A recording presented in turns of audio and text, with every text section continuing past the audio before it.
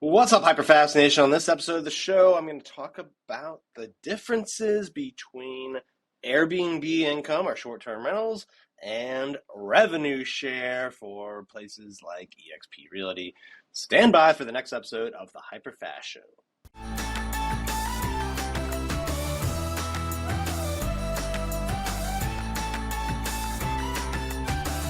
All right, welcome back to the HyperFast Show. Thank you for tuning in. Today I'm going to be discussing revenue share versus Airbnb or short-term rental income. All right, so a lot of people in the past few years have jumped on the short-term rental game, especially a lot of real estate agents.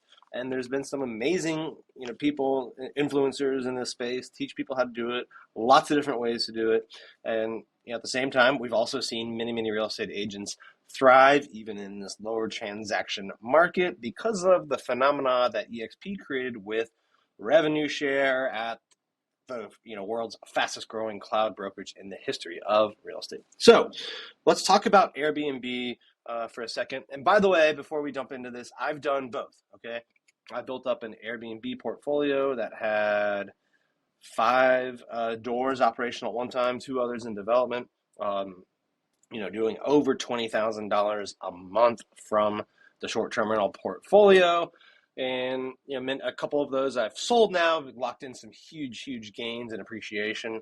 And I've also built up one of the fastest growing real estate groups at eXp Realty, hitting 100 agents in the group in under 6 months, and 250, I believe, in the first 10 months. So, massive growth at eXp and in the revenue share.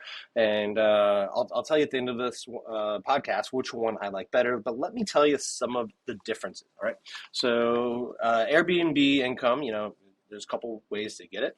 The most common way, right, that people think of is go out, buy the asset, right, put money up for the down payment, put money into the repairs, and you go out, get a loan, buy it, whatever, and then rent it, right?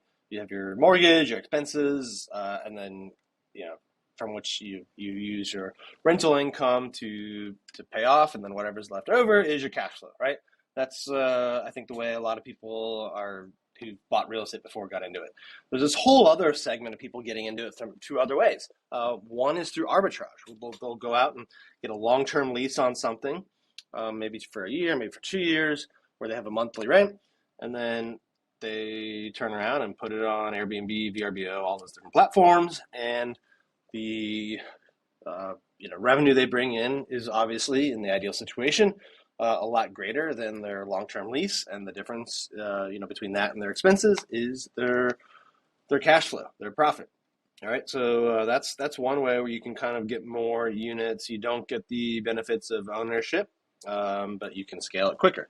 And then the third way people do it is through management, right? They'll go kind of be a co-host or partner with someone that owns the asset, or maybe manage it for them, and they take a fee off the top. So a lot of different ways to do it. All right. Whereas with revenue share, right? Revenue share is available to agents at eXp Realty. So you have to be a licensed real estate agent. You have to sponsor agents, right? Once you sponsor agents, you get a portion of the revenue that is generated for the company. So eXp in 2022 shared I think it was about $250 million back to the real estate agents that helped grow the company. And it goes multiple levels, right? So you can sponsor agents, they can sponsor agents, and you'll get compensated as many as 7 levels down. All right, so that's what I've been focused on the last 10, 11 months, maybe coming up on a year by the time this podcast actually goes live. And it's been great. Like, we bring agents in, we give them our coaching program, teach them how to build, how to scale, how to grow. They get productive, and in turn, other people want to join under them.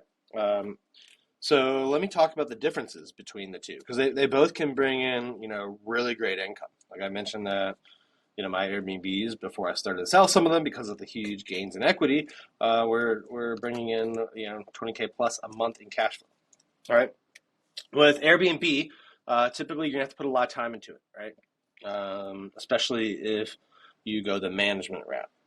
All right. Other thing you can do is put in a lot of capital and buy the asset, right? The first way I talked about.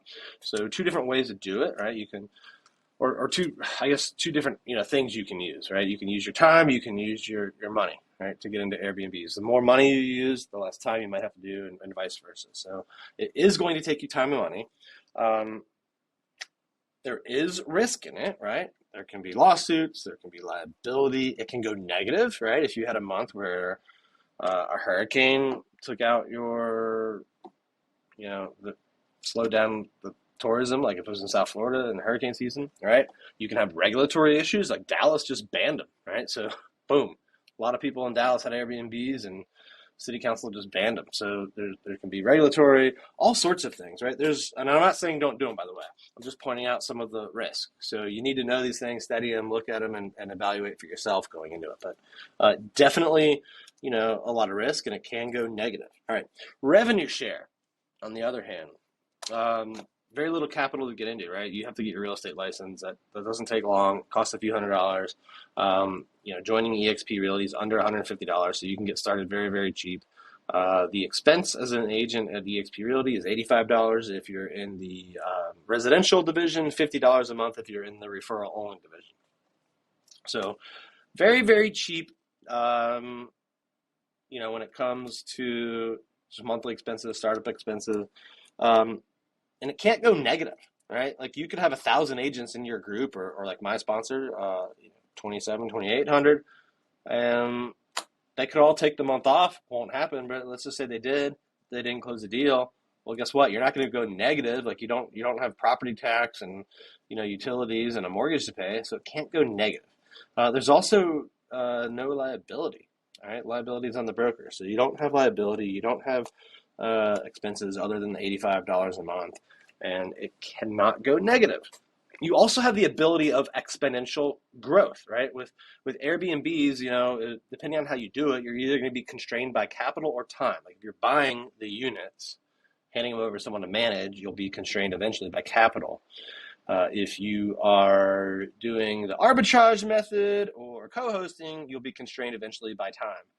With eXp Realty and revenue share, there's people there with groups of 16, 17, 18,000 overall agents, but maybe they only have 50 to 100 agents in their front line.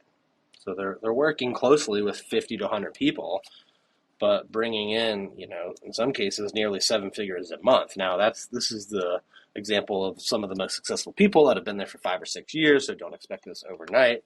My point is, you can have exponential growth really without constraints on your time, and certainly not on your capital.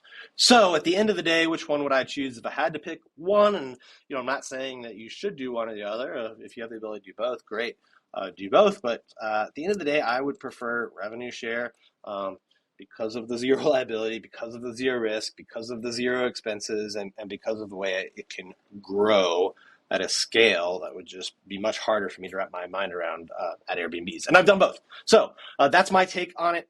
If you have more questions about what being an agent at eXp is, or would like to learn more about the benefits of joining eXp with me and Carrie Scholl as your sponsor, please send me a text message. It's 703-638-4393. Again, that's 703-638-4393. I would be honored to have that discussion with you. Thank you for tuning in to this episode of the HyperFast Show.